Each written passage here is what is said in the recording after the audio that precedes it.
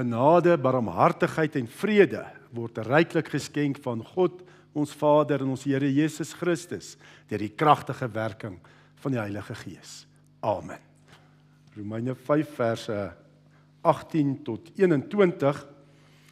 Soos een oortreding gelei het tot die veroordeling vir alle mense, so het een daad van gehoorsaamheid, dis ook gelei tot vryspraak en lewe vir almal. Soos baie deur die ongehoorsaamheid van een mens, en hierdie een mens natuurlik Adam, daar in die tuin van Eden. Soos baie deur die ongehoorsaamheid van een mens sondaars geword het, so ook sal baie deur die gehoorsaamheid van die een mens, dis Jesus Christus, hoofletter mens, vrygespreek word. Die wet het bygekom om die oortredinge nog meer te maak, en hoe meer sonde geword het, hoe oorvloediger het die genade geword. Die doel was dat, soos die sonde deur die dood heerskappy gevoer het, die genade deur die vryspraak ook heerskappy kan voer, en tot die ewige lewe kan lei, deur Jesus Christus ons Here. Ja, as jy kyk na die wet, dan besef ons staan skuldig voor die Here. Eintlik het dit vir ons gewys hoe groot ons sondes is. Maar die wonderlike is, deur die een mens, Adam, wat die sonde die wêreld kom het, ook deur die een mens, die genade en lewe gekom, dit is deur Jesus Christus.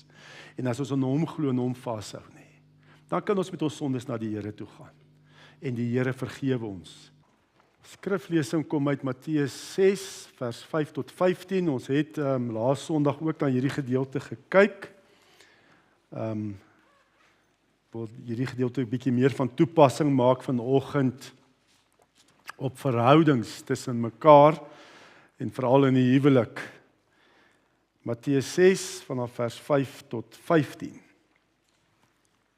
En ek lees uit die 83 vertaling. En Matteus 6 vanaf vers 5. Verder as julle bid, moet julle nie soos die skynheiliges wees nie. Hulle hou daarvan om in die sinagoges en op die straathoeke te staan en bid sodat die mense hulle kan sien. Dit verseker ek julle, hulle het hulle beloning klaar weg. Nee, as julle bid, gaan na jou kamer toe, maak die deur toe en bid tot jou Vader wat jy nie kan sien nie. Jou Vader wat sien wat verborge is, sal jou beloon. Wanneer julle bid, moet julle nie soos die heidene 'n stortvloed van woorde gebruik nie. Hulle verbeel hulle die gebede sal verhoor word, omdat hulle baie woorde gebruik. Moet dan nie soos hulle maak nie, want julle Vader weet wat julle nodig het, nog voordat julle dit van hom vra. En so moet julle bid. Ons Vader wat in die hemel is, laat u naam geheilig word. Laat u koninkryk kom en laat u wil ook op die aarde geskied, net soos in die hemel. Gee ons vandag ons daaglikse brood, vergeef ons ons oortredings, soos ons ook die vergewe wat teen ons oortree. En laat ons nie in versoeking kom nie, maar verlos ons van die bose. As julle ander mense hulle oortredings vergewe, sal julle hemelse Vader julle ook vergewe. Maar as julle ander mense nie vergewe nie, sal julle Vader julle ook nie julle oortredings vergewe nie. En ons gaan veral kyk na vers 12, en vergeef ons ons skulde, soos ons ook ons skuldenaars vergewe, so dit staan in die 53 vertaling. Nou, so 'n hele paar weke terug voor Paasnaweek het gekyk na so 'n reeks preke wat gegaan het oor strategieë, hoe om konflik op te los in verhoudings, en dan veral, dit kan tussen ouers en kinders wees, en selfs tussen vriende en so, maar veral tussen 'n man en 'n vrou in die huwelik. En elke keer om konflik op te los, behels dat daar vergifnis gevra moet word op die einde, en ook vergewe moet word. Dit is baie belangrik, om 'n konflik op te los, moet een vergifnis vra, en die ander een moet kan vergewe. Nou laas Sondag het ons gekyk na hierdie vergeef ons skulde soos ons skuldenaars vergewe, en ons gesien, vergifnis kan enigiemand. As jy glo in Jesus, dan kan jy vergewe. Hoekom? Want God wat heilig is, wat geen sonde het nie, het jou vergewe in Jesus. En daarom kan jy ook jou medemens vergewe, want jy vergewe maar as sondaar 'n ander sondaar. Die heilige God, geen sonde, vergewe al jou oortredings in Christus, en daarom kan ek as sondaar ook my medemens, wat ook maar sondaar is, vergewe. So vergifnis is moontlik en vergifnis, die waarde van vergifnis, dit maak jou vry van die slegte in die verlede. Dit wat sleg gebeur in jou verlede, hoe kom jy vry? Jy hoef dit nie saam te dra nie, jy vergewe en jy kan vry vorentoe gaan. Maar nou het ons ook al gesien, dat 'n mens baie keer mense vra vergifnis, daar is konflik tussen 'n man en 'n vrou, of tussen ouers en kinders, of wie ook al, en die een vra vergifnis, maar die manier hoe daai persoon vergifnis vra, vererger eintlik net die saak. Dis nie effektief nie, dis nie opreg nie. En ons weet baie keer nie hoe om opreg vergifnis te vra nie, want hier sê vergeef ons onskuldig soos ons onskuldenaars. So jy moet ook vra, jy moet ook op die regte manier vergifnis vra, voor die Here ook. Moenie, ons kan so baie keer bid oor die algemeen, Here vergewe my skulde soos ek my skuldenaars vergewe, maar ek raak nooit spesifiek nie. Ek erken eintlik nooit die sonde in my lewe nie. Ek moet dit erken. Ek moet verantwoordelikheid vat. En dan vir die Here vra, vergewe my. En so ook teenoor my medemens ook, ek moet op die regte manier kan vergifnis vra, opreg wees, dat ek ook vergifnis kan kry. Want baie keer 'n man en vrou beklei en dan kom jy een en dan sê maar net, okay, vergewe my, ek's jammer, ek was verkeerd, maar die ander persoon ervaar nie die opregtheid nie en dit vererger eintlik net die situasie. So vanoggend bietjie kyk na hoe om opreg en effektief vergifnis te kan vra, om vergifnis te kan ontvang. Ons kyk baie keer nie daarna, ons kyk baie keer ek moet vergewe, maar hoe vra mense ook verskoning op die regte manier? Riglyne uit die woord. Nou die regte manier om vergifnis te kan vra, so jy opreg vergewe kan word. Die eerste een is dat daar staan, Jesus sê ook in sy bergpredikasie, later aan, na hierdie gedeelte sê hy, moenie oordeel nie, sodat oor julle nie geoordeel word nie. Met dieselfde oordeel waarmee julle oor ander oordeel, sal oor julle geoordeel word. En met dieselfde maat waarmee julle ander meet, sal vir julle gemeet word. Wat gebeur gewoonlik as daar konflik is? Kom ons sê tussen 'n man en 'n vrou. Hulle verander die situasie dadelik, daai konflik, in 'n hofsaak. Jy dit al agterkom? Daar's twee partye en ons maak die konflik 'n hofsaak. En wat in 'n hofsaak is, dan mos gewoonlik twee prokureurs of twee advokate. Die prokureur of advokaat vir die vervolging en dan kry jy weer 'n prokureur of advokaat vir die verdediging, Sodra 'n konflik ontstaan, dan spring daar so klein prokureurtjie in jou hart op, gewoonlik, in die man en in die vrou se hart op, so klein prokureurtjie.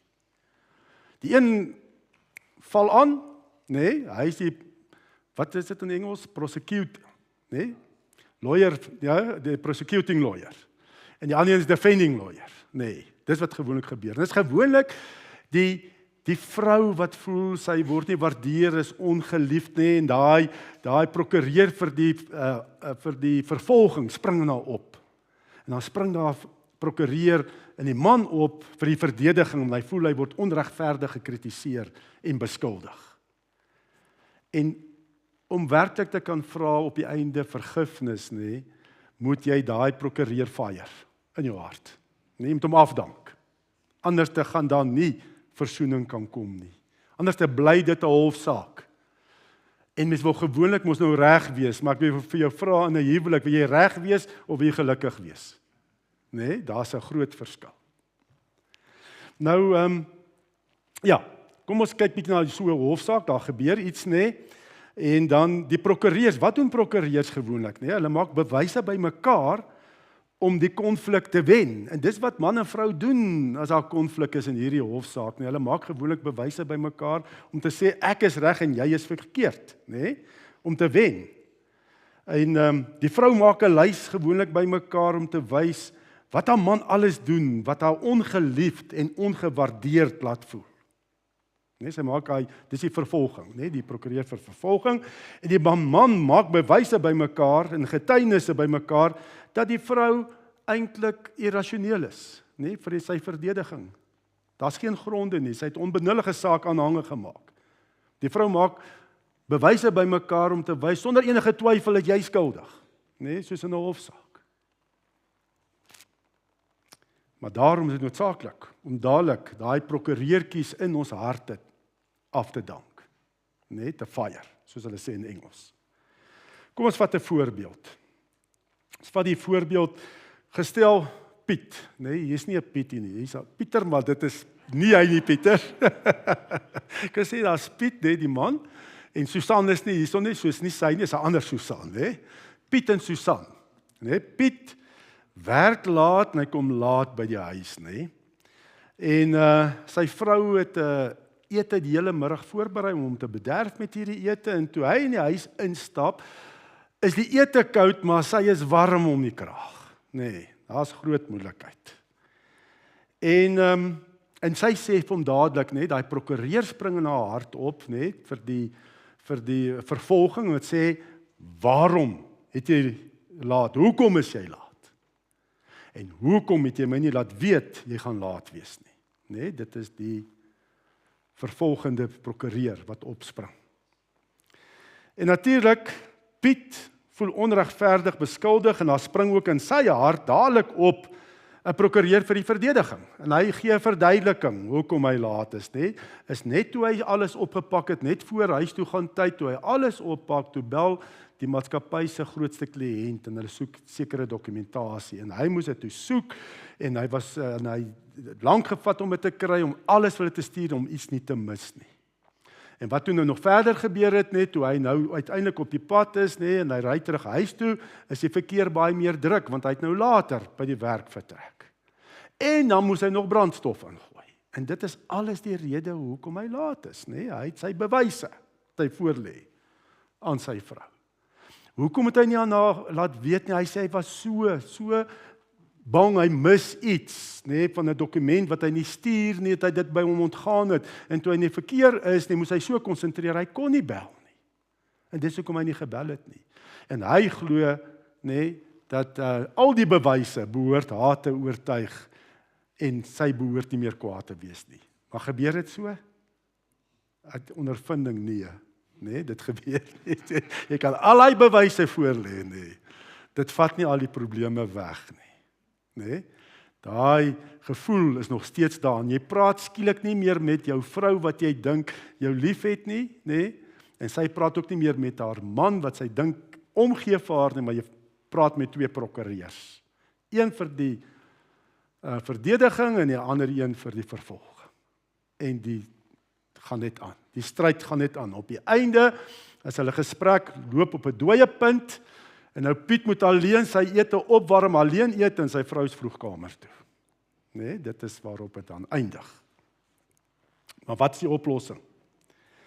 Die oplossing, as jy kan reg onthou vir die wat hier was met daai reeks spreuke is dat die gesprek, die kommunikasie moet gaan van vlak 1 kommunikasie, die saaklike topical kommunikasie, moet geskuif word na vlak 2 kommunikasie, verhoudingskommunikasie, relational kommunikasie. Dis wat moet gebeur. En sodra die verhoudingsprobleem op 'n vlak 2 opgelos word, hoe voel die vrou? Dis gewoonlik, ek het nie waarde nie, ek is ongeliefd. Sodra daai verhoudingsprobleem opgelos is, gaan die vlak 1 kwessie ook weg. Want dit gaan nie regtig oor, die saak gaan nie, die bekleierery is nie regtig, of die konflik is nie regtig omdat hy laat is nie. Dis nie waaroor dit gaan nie. Nee, dis daai verhoudingskommunikasie, daai verhoudingsboodskap wat oorgedra is. En dadelik moet jy dit oorbring na vlak 2. Wat gaan oor liefde en waarde. Nou hoe kan Piet dit doen? Om daai kommunikasie van vlak 1 na vlak 2 toe te vat. Deur 2 spesifieke vrae te vra. Stap in die huis om. Vrou voel nie lekker nie, Susan voel nie lekker nie, nee. En dan moet hy vir haar dadelik, as hy dit hoor, moet hy vir haar 2 vrae vra, om dit na vlak 2 toe te skuif. Liefie, deur jou stemtoon ervaar ek dat ek jou seer gemaak het. Is dit so? En natuurlik sal Susan sê, ja, ek het my seer gemaak. Dan die tweede vraag. Kan jy my vertel hoe ek jou laat voel het toe ek nou laat gekom het en jou nie geskakel nie? Kan jy my vertel hoe ek gevoel het? Hoe ek jou laat voel het? En wat sal Susan sê? Jy het my laat voel, ek neem die laaste plek in jou lewe in. Al die ander dinge is belangriker as ek, nee? Jou werk is belangriker, jou geld is belangriker, nee? Jou vriende is belangrik. Ek kom heel laaste. Nee, ek dink ons verhouding maak nie vir jou saak nie. Jy het my nie eens laat weet nie. Ek wou jou bederf nie. Ek wou jou geseën het. En jy doen nie eers die moeite om my te laat weet jy gaan laat wees nie. So ek kom laaste. Ek dink ons verhouding is daarmee heen, nee, vrouens dink ons al die ergste. Maar in elk geval, nee, daar is iets waarheid daaraan. Nee, ja, ek dink ons verhouding maak nie vir jou saak nie. Jy het my nie lief nie. Ek is onbelangrik in jou lewe. Nee, dis wat gewoonlik sy dan ook sal sê. Nee, en dit dan begin nou Piet besef, maar dis waaroor dit gaan. Sy voel ongeliefd en ongewaardeerd. En sodra hy dit hoor, kan hy reageer en sê, alright, Susan, ek hoor nou, wat is die gevolge van my laat kom en nie laat weet nie. Ek verstaan dit nou. En jy's belangrik vir my, jou emosies is belangrik vir my. Ek wil jou nie so laat voel nie. Ek is jammer, ek het jou so laat voel. Sal jy my vergewe? Want jou emosies, jou gevoelens is vir my belangrik. En daarom wil ek aandag gee dan. Ek wil jou nie so laat voel nie. En ek het jou eintlik verskriklik lief. Jy is die belangrikste in my lewe. Dadelik verstaan jy hoe na vlak 2 toe. Verhoudingskommunikasie.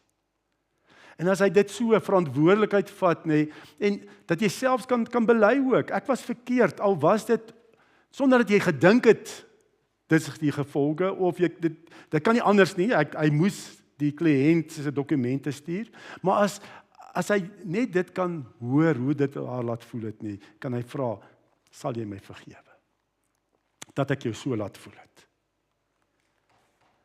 En ja, en hy kan vra, en dan sal sy, as hy dit so opreg doen, dan sal sy hom vergewe.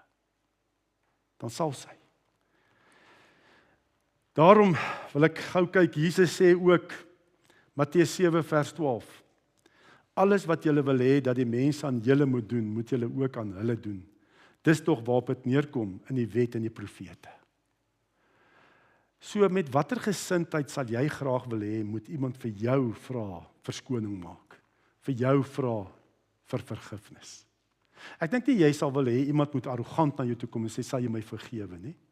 Hoogmoedig vergewe, of met 'n halwe waarheid, net dat die konflik kan ophou, sal jy my, ek was verkeerd, sal jy my vergewe? Jy sal tog nie iemand met so 'n gesindheid na jou toe kom nie.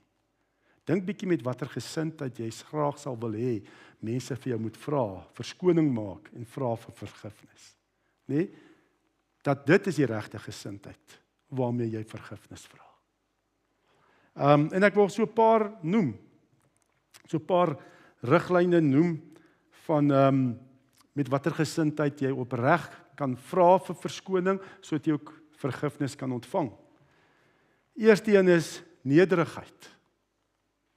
Nee, dat jy met nederigheid vra om vergifnis.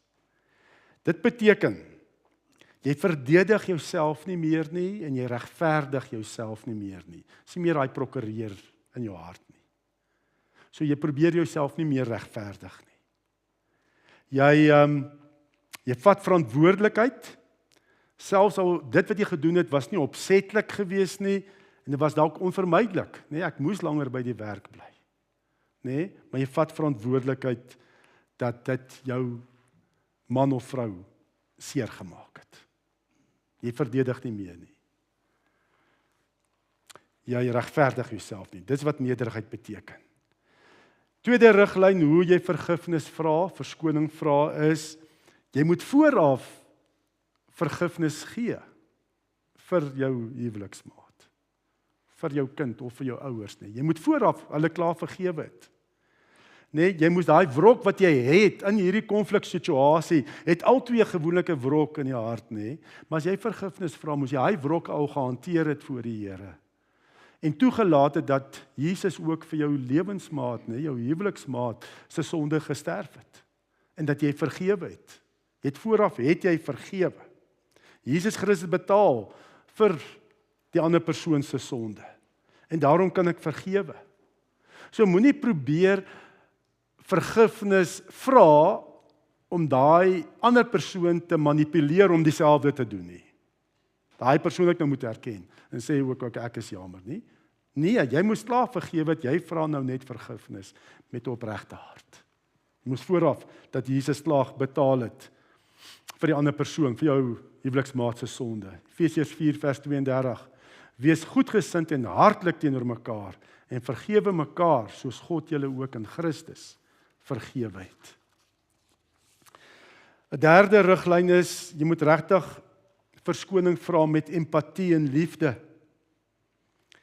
Jy is eintlik meer besorgd oor die welstand van jou huweliksmaat as wat jy besorgd is oor jou eie welstand. Jy verstaan die seer wat jou dade of woorde veroorsaak het. En jy het empatie met die gevoelens van jou huweliksmaat.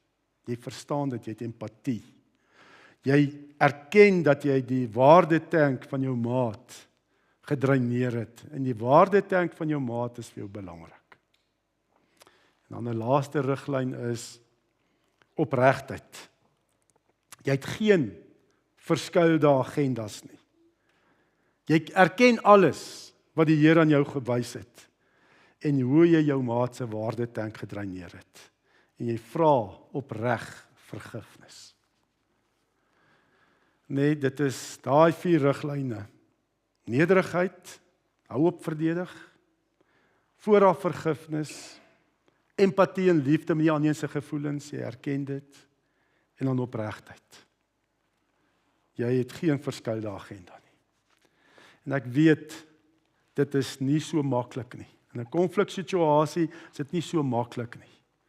En daarom moet beide huweliksmaats vra dat die Heilige Gees sal kom en ons harte sal verander in 'n konfliksituasie.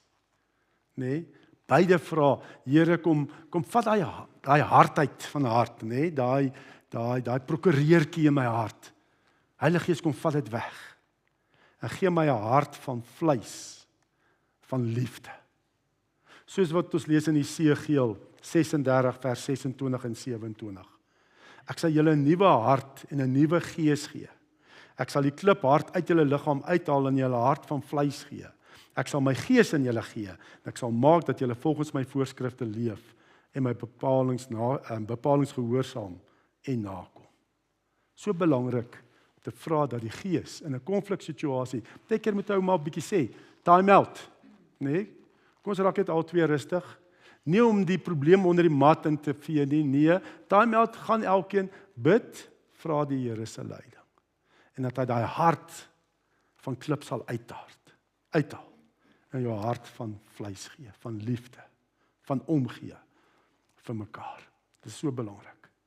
En ek wil nou hê ook dat ons nou hier so 'n bietjie saam bid in gesinsverband, en huweliksverband en ook gesinne, die wat die kinders het nie, dat elkeen saam bid, dat ons saam met mekaar sal bid. En as daar iets is wat jy nou wil vra, vergifnis, verskoning vra, dat daar nou geleentheid is en dat julle dan saam bid ook.